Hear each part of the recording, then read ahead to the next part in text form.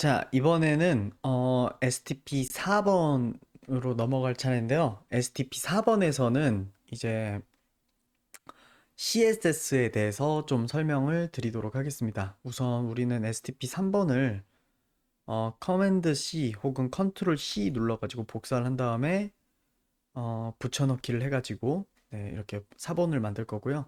이 녀석의 이름을 바꾸도록 하겠습니다. STP 4로요.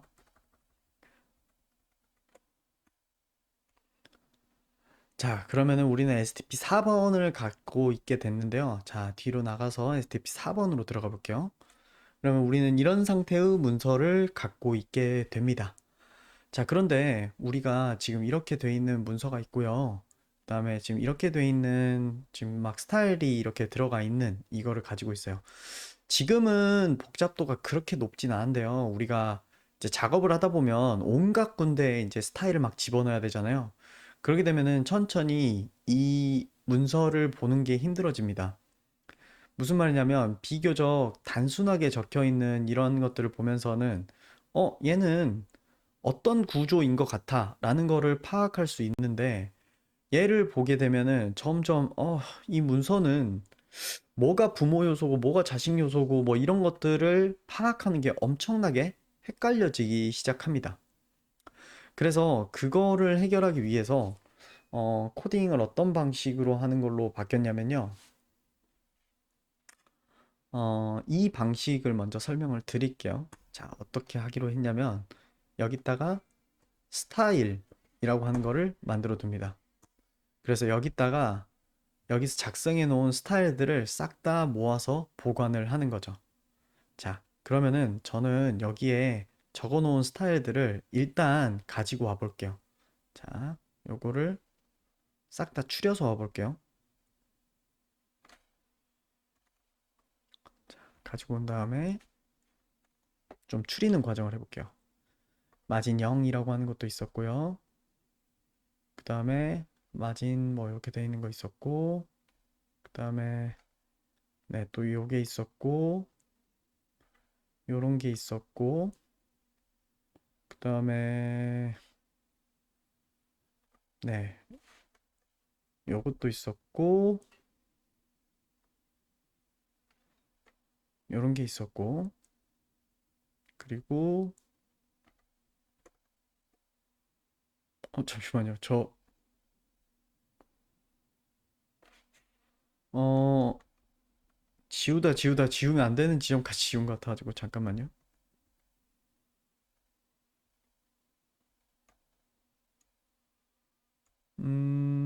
스타일이 시작해서 스타일이 끝난 지점 여기까지구나. 그러면 콘플라워까지는 맞던 거네. 아이고, 아이고, 작업했던 거 날렸네. 잠시만요.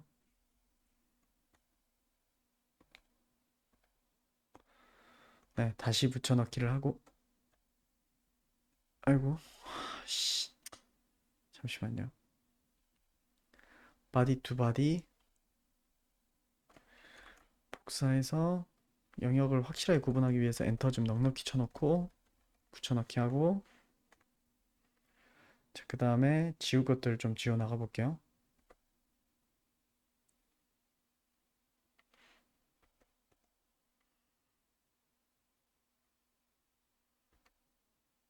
그 다음에, 그 다음에, 그 다음에, 네, 여기 있었고, 글쎄요, 뭐 빼먹은 게 몇 개 있을 수도 있겠지만, 어쨌든, 예, 요게 우리가 여기 아래에다 적어놨던 스타일들을 싹 다 발라낸 거예요. 자, 좀 정리 좀 할게요.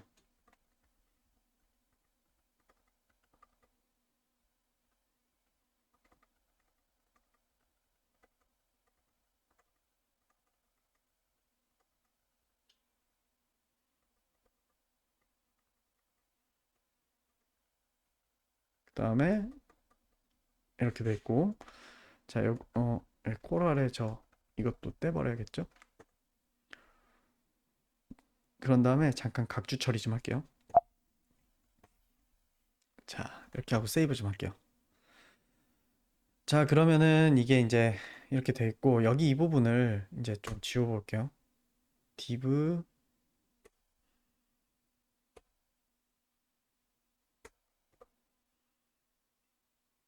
스타일에 해당하는 거를 싹 다 지울게요.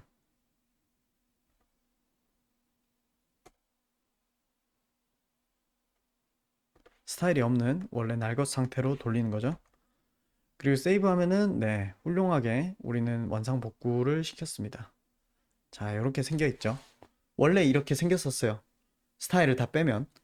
자, 그리고 우리는 스타일에 해당하는 부분을 여기 위에다 추려놓고 지금 각주 처리를 했어요. 자, 얘들을 이제 여기 각각에다 적용을 하면 돼요. 문제는 뭐냐면요.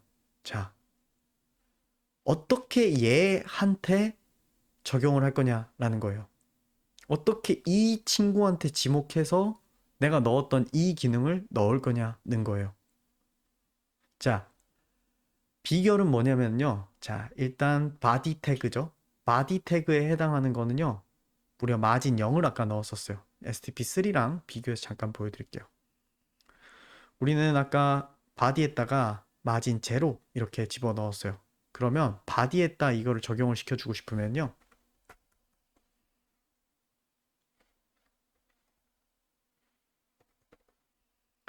자, 얘한테 바디는 이런 스타일이 들어갈 거야 라고 해주면 됩니다. 세이브를 해보면 자, 여기가 이제 싹 없어진 걸 볼 수 있죠. 제가 이거를 아까 각주 처리했으면은 다시 보여드릴게요. 세이브 해보면 여기에 이렇게 마진이 좀 이렇게 남아있는데 요거를 각주를 해제해보면 그리고 세이브를 하면 싹 사라지죠. 자, 그러면은 이렇게 하면 되겠네 일 텐데 문제는 자, 여기에 이거랑 그 다음에 여기에 이거랑 제가 적용을 한 게 다르단 말이에요. 자, 보시면은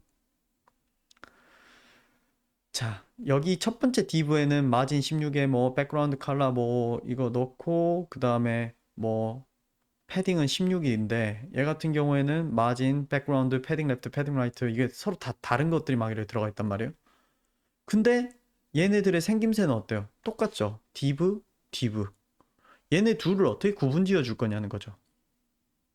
자, 그래서 HTML에는 이것한테 이름을 지어주는 기능이 있어요. 자, 이름에는 크게 두 가지 종류가 있는데요. 하나는 여러 사람들한테 줄 수 있는 칭호에 해당하는 이름이 있고요. 그 다음에 오직 자신에게만 부여되는 고유한 이름이라는 게 있어요. 그래서 세상에 동명이인이 없다라고 가정을 했을 때 여러분 각각이 가지고 있는 이름 있죠. 그게 ID라고 하는 어트리뷰트로 에 해당하고요. 동명이인이 없다는 전제하에요. 예를 들어 이 세상에 손우성은 저 하나뿐이고 다른 사람한테 손우성이라는 이름을 붙여줄 수는 없다는 거예요. 거기에 해당하는 게 ID고요.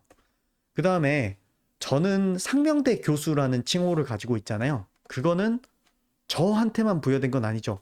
다른 동료 교수님들도 그 칭호를 가질 수 있죠. 그거에 해당하는 거는 클래스 어트리뷰트입니다. 자, 그래서 ID는 오직 그 다음에 하나의 엘레먼트에만 줄 수 있는 고유한 중복될 수 없는 이름이고요.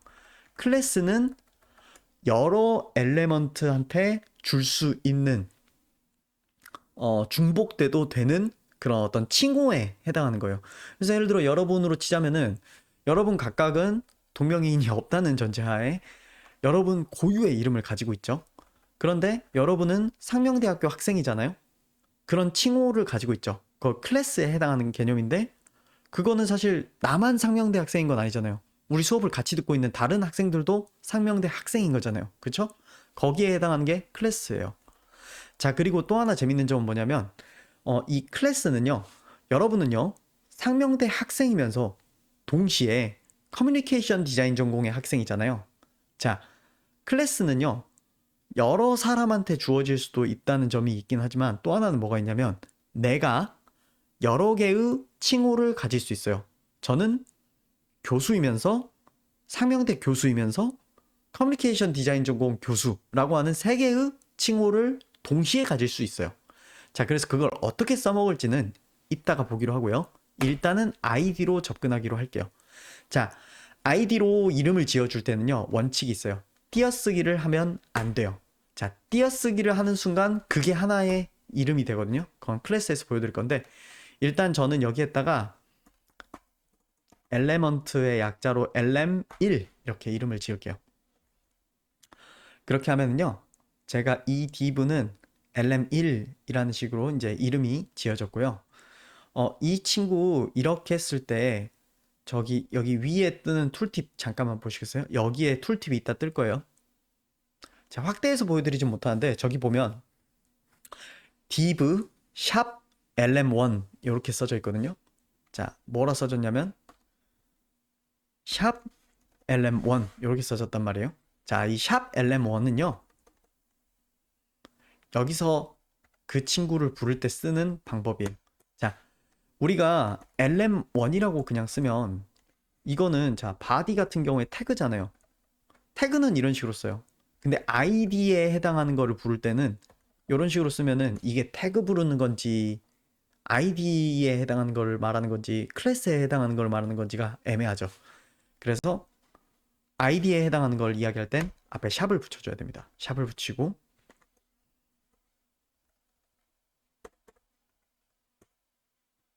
이렇게 해주고요.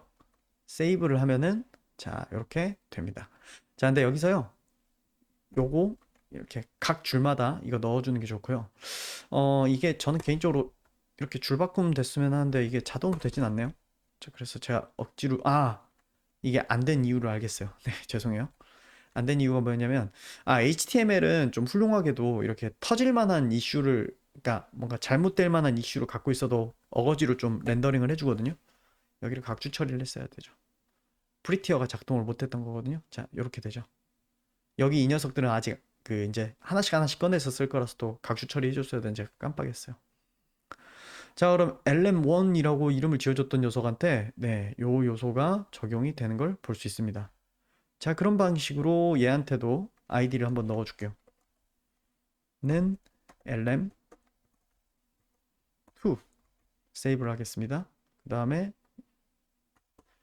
여러분 당연한 이야기지만 이름은 여러분 원하는 대로 지어도 됩니다. 여기 뭐 다른 방식으로 이름을 지어도 돼요. LM이라고 저랑 똑같이 짓지 않아도 돼요. 가끔씩 이제 이거를 꼭 지켜야 되나 보다라고 생각하시는 분들이 있는데 그렇진 않아요. 샵 넣어야 되는 거는 원칙이지만요. 자, 세이브를 하면 자, 얘도 점점 STP4의 STP3의 원형하고 닮아가고 있죠. 참고로 여기 이것 좀 바꿀게요. 4로 바꿔야 되죠. 네. 우리 STP 지금 4 하고 있습니다. 네. 자, 그런 식으로 나머지에도 제가 다 아이디를 넣어줄게요. 는 lm3 뭐 이런 식으로 복사 붙여넣기로 이제 끝내도록 하겠습니다. 얘는 4, 얘가 5, 그 다음에 6, 그 다음에 얘는 7, 얘는요 8. 자, 이렇게 해놓고 자, 이거 각각 이제 분해하면 될 것 같죠? 한번 해볼게요. lm3,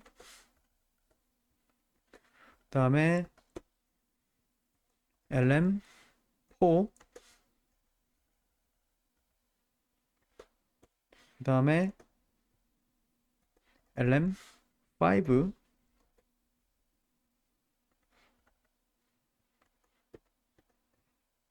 그 다음에 lm6. 뭐 나머지는 이름은 붙여놓긴 했지만 쓸 일이 없어서 하고 세이브를 하면 네. 자, 우리는 STP3랑 똑같은 모습을 만들어낼 수 있게 되었습니다. 자, 이렇게 하면은 좋은 점이 뭐냐?